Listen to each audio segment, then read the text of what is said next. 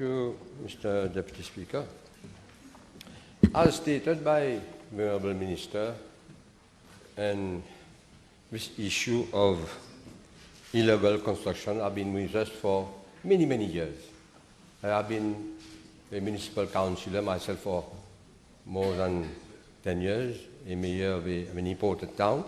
I've even been Minister of Local Government for a short period.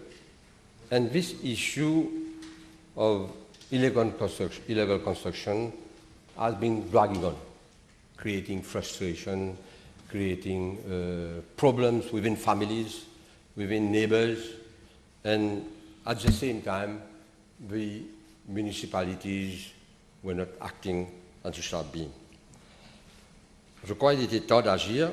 This is why the Minister, which is bringing to the House this bill, can be commented, but I shall come later on with some of my suggestions and observations on the legislation. Mr. Deputy Speaker,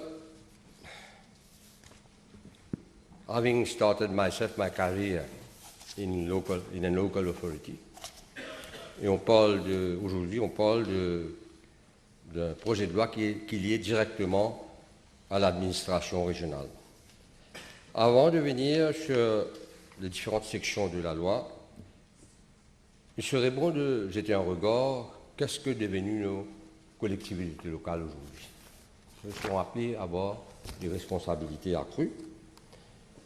Et me fiant aux interventions énoncées dans le Government Programme 2015 à 2019, Achieving Meaningful Change, notamment au paragraphe Government will amend the Local Government Act to consolidate democracy at local level and promote better participation of local councillors in the management of community affairs.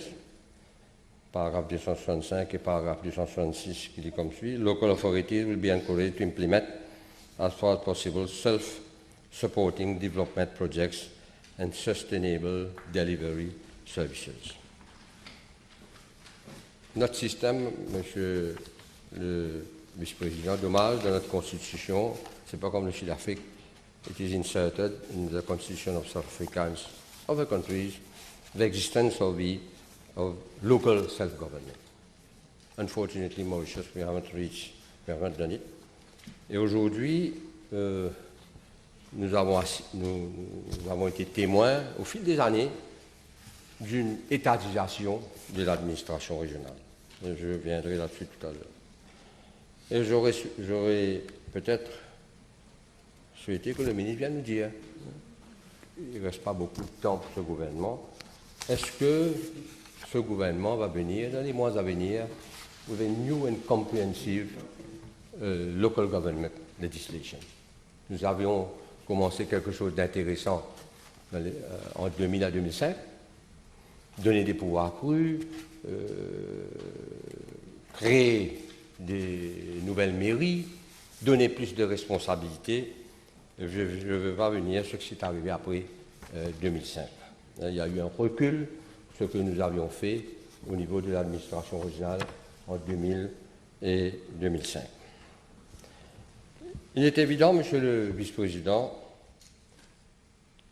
que les collectivités locales, surtout après 2005 et au fil des décennies, sont devenues des institutions résiduelles, paralysées par un sous-financement délibéré et une mainmise totale sur le recrutement et la gestion du personnel par le gouvernement central. Et en raison de cette sévère anémie financière, les municipalités et les conseils de district se voient contraints à assurer aujourd'hui un minimum service delivery. Pratiquement, Monsieur le Vice-président, aucun grand projet financé totalement par les collectivités locales, nous voyons aucun, très peu. Et s'il n'y avait pas la NDU, s'il n'y avait pas la NDU, des travaux sporadiques au niveau de la maintenance, aucune initiative globale de la part des mairies. Et en voir l'état des infrastructures municipaux, s'il n'y avait pas le financement de l'État. Ben, je me demande où seraient aujourd'hui certaines de ces infrastructures. Et l'état de ces infrastructures municipales donne une indication de l'ambiance qui règne. Il y a sont victimes de l'absence de méritocratie. Le personnel est démotivé et le moral dans certaines mairies, dans certaines collectivités, est au plus bas, grâce à l'ingérence, surtout à cause de l'ingérence de certains politiciens. Monsieur le vice-président, au niveau du budget, il y a une disparité. Il y a beaucoup de retard à rattraper sur le financement qui est donné à certaines mairies, à la capitale et dans certains conseils de district. Et même au niveau du capital compte. Soit environ 69 millions par collectivité locale sur papier, et en réalité, le montant final est inférieur quand les dépenses telles que l'achat de 15 incinérateurs au coût de 120 millions étaient inclus dans le capital compte. Voilà la situation des collectivités locales. Je peux m'exprimer, une grosse cylindrée, coûteuse, mais un budget ridicule pour les carburants est alloué. Le business model de nos collectivités locales aujourd'hui est dépassé. Et comme je l'ai dit au début, cette étatisation des collectivités locales viole les principes même de la démocratie régionale. Nous sommes à l'aube de 2020 et le gouvernement qui parle de Smart Island, le ministre vient d'en faire là, et nos collectivités se vident de leur sens. C'est against this backdrop que cette Chambre, Monsieur le Vice-président, se prépare à confier des responsabilités accrues aux collectivités locales. L'explanatory memorandum est clair sur l'objectif précis de ces amendements. Assurer la mise en œuvre des mesures annoncées dans le discours du budget relatives aux constructions et développements illégaux et donc sans l'aval des collectivités locales. Ces mesures visent à harmoniser et consolider les dispositions légales relatives aux constructions et développements illégaux et octroyer davantage de pouvoir aux collectivités. Augmenter les pénalités pour les constructions et développements illégaux. Ordre de démolition obligatoire par les cours de district pour les constructions et développements illégaux et de related matters en sus. Monsieur le vice-président, aujourd'hui nous sommes appelés à amender le Local Government Act. Je ne veux pas venir mentionner ce que le ministre nous a déjà dit.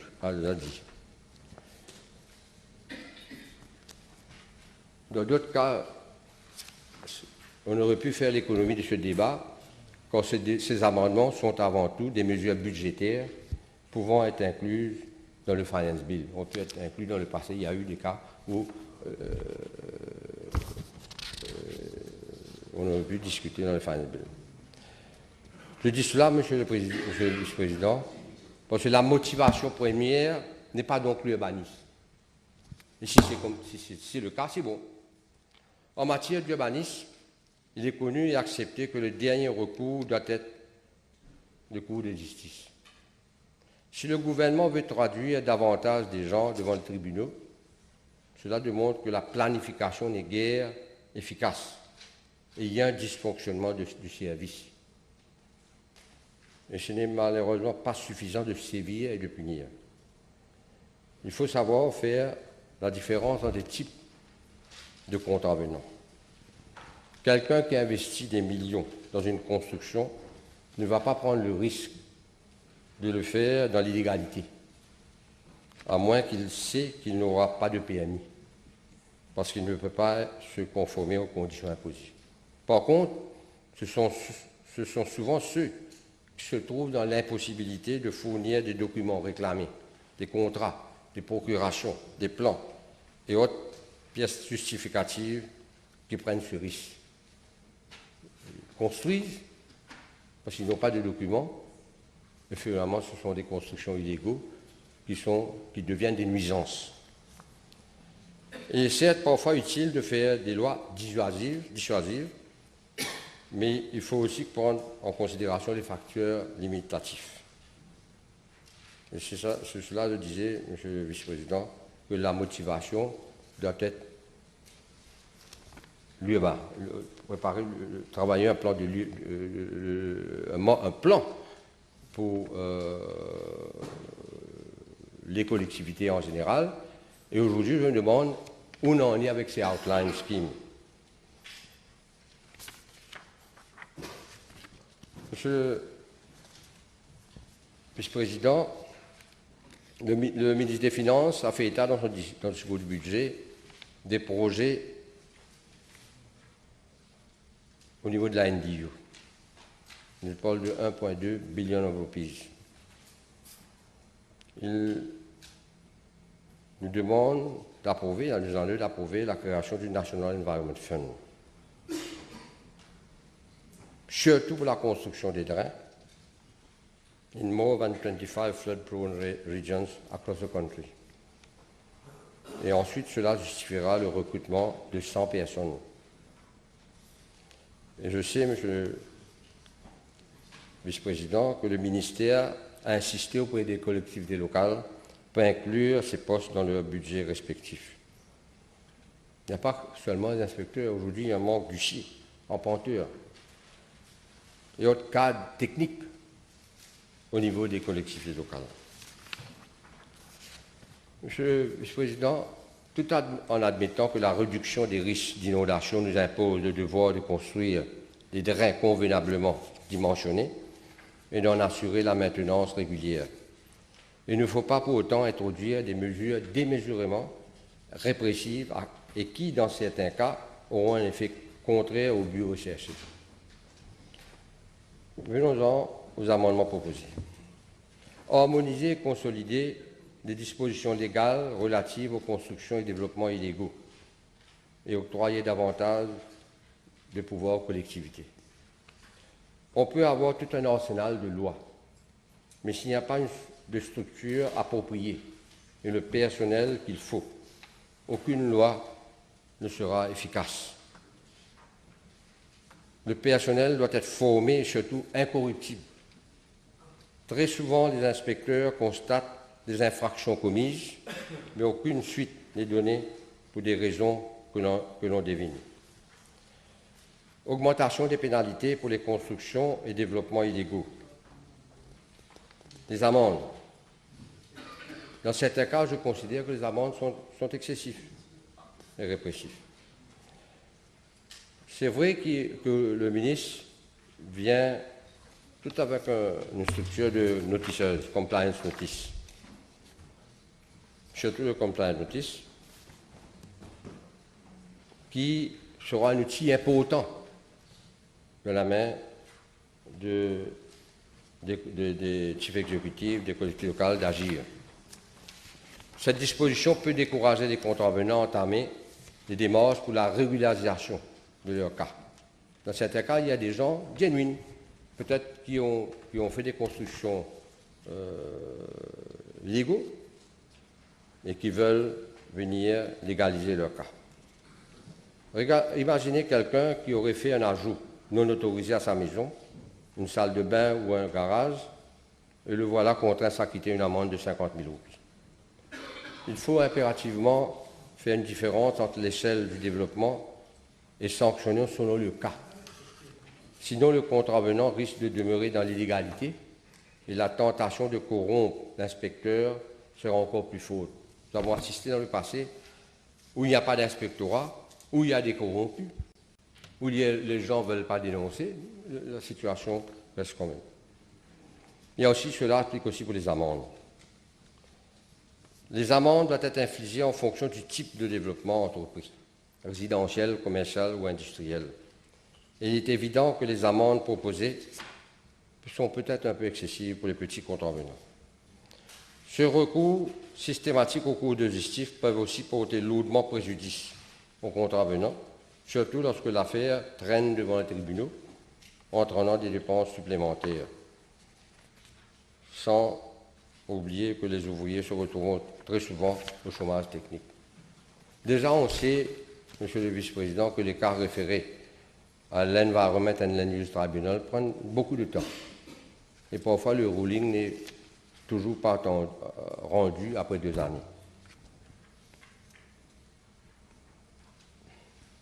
Maintenant, permettez-moi, Monsieur le Vice-président, d'aborder la question des ordres de démolition obligatoires par les cours de district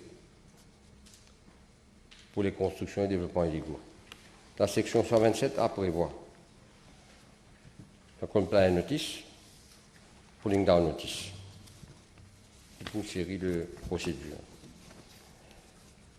Monsieur le Vice-président, tous les pouvoirs vont être donnés au chef exécutif. Le but recherché par le ministre will reach its target si les chefs exécutifs font correctement leur travail. Tout va dépendre du involvement des chefs exécutifs. Utilisant les aléas du changement climatique comme argument, le gouvernement tient à démontrer sa volonté de faire respecter les lois relatives aux rivières et aux drains.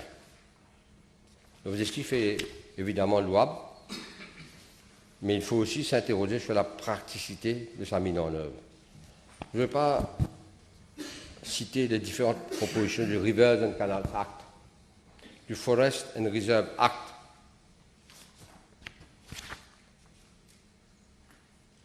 Et les questions qu'on se pose sont les suivantes. Est-ce que tous les watercourses, rivers, rivulets, streams sont concernés par ces amendements? Les constructions dans les réserves seront-elles aussi sanctionnées?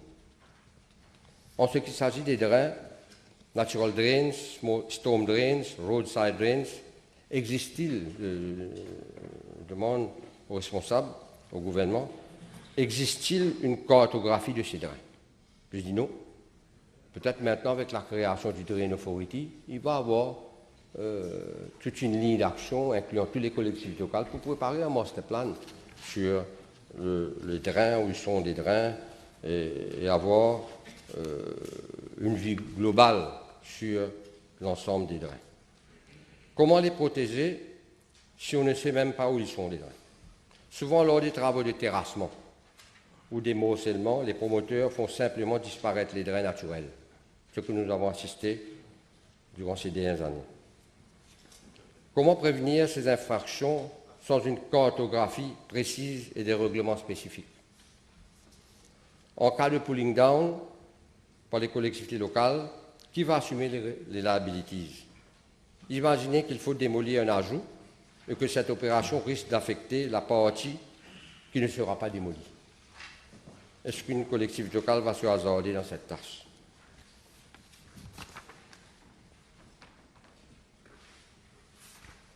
En ce qui s'agit de la section 127F, Revocation of Notice, et là on parle, dans le projet de loi, des pouvoirs, encore une fois je reviens avec du chief exécutif. Je l'aurais dit, j'estime que cet amendement accorde un pouvoir énorme au chief exécutif et c'est contraire aux règles de transparence. Et il peut avoir des abus. Tout en comprenant la démarche en faveur de ces amendements, il faut reconnaître que les drains sont davantage obstrués par les détritus en raison des incivilités d'une partie de la population. Et il est donc urgent d'améliorer la gestion et la collecte des déchets et introduire le tri et le recyclage. Et je sais qu'il y a un plan d'action au niveau du ministère de l'Environnement et j'espère que l'implementation est being done. Actuellement, pour chaque kilomètre de drain construit, il y en a autant, sinon plus, de détritus qui obstruent ces drains. Ce n'est pas ainsi que le pays remportera cette bataille. Monsieur le Président, malgré toutes les bonnes intentions du ministre, moi je le dis, il était temps d'agir. Trop c'est trop. Le ministre a parlé de Sensitization Campaign. Je souhaite effectivement qu'il y ait une sensitization campagne, que ce soit à la télévision, que ce soit des pamphlets comme le ministre nous a informé, qu'il faut former davantage des inspecteurs municipaux. Auparavant, je le dis, les gens avaient peur des inspecteurs municipaux. Un inspecteur municipal qui vient devant la porte de quelqu'un pour sévir, les gens en avaient peur. Mais au fil des années, les gens ont cessé de respecter ces inspecteurs municipaux. Je me rappelle, à l'époque, on discutait avec le ministre Mentor pour créer, dans le programme de 2000 à 2005, la police de l'environnement. Pourquoi nous avions eu l'idée de créer la police de l'environnement? Parce qu'on avait fait une expérience à la ville de Beaubassin-aux-Îles, où j'étais au pays. On avait fait toute une campagne avec les inspecteurs municipaux, pendant une semaine accompagné des policiers. On a sévi et finalement, après une semaine, lorsque les inspecteurs municipaux ont commencé à sévir d'eux-mêmes, certains se sont retrouvés à la clinique ou à l'hôpital. Les mauvaises habitudes des gens, ne respectant pas les inspecteurs municipaux. Et aujourd'hui, les inspecteurs municipaux n'ont pas d'uniforme propre. Hein. Alors, ce sont des situations qui arrivent et nous avions créé la police de l'environnement pour que les gens puissent respecter les normes, mais aussi respecter l'uniforme. Et la police de l'environnement, aujourd'hui, une réalité, la police de l'environnement existe et je souhaite qu'ils ont davantage de pouvoir, de champ d'action et de moyens. Le ministre aura à répondre à beaucoup de problèmes dans le public. Et les gens, en général, il y a une certaine mentalité qui s'est développée de voir soi-même. Et c'est pour cela qu'il faut quand même un élan. Il faut un élan, il faut une campagne agressive au niveau d'expliquer à la population qu'est-ce que c'est que l'urbanisme, qu'est-ce que c'est qu'il faut respecter les normes, respecter le bon voisinage, ne pas regarder en soi-même. Et je crois que ce projet de loi, malgré toutes les réserves que j'ai au niveau des amendes ou de certaines des pouvoirs qui vont être donnés au niveau des chiefs exécutifs et dans certaines collectivités, je crois que ce projet de loi va dans la bonne direction et nous allons suivre l'implementation et nous serons ici au Parlement. Et j'espère qu'un de ces jours, nous aurons l'occasion d'avoir un projet de loi et comprehensive New Local Government Act pour que l'île Maurice moderne ait une administration régionale moderne, digne de l'île Maurice moderne. Je vous remercie. Thank you.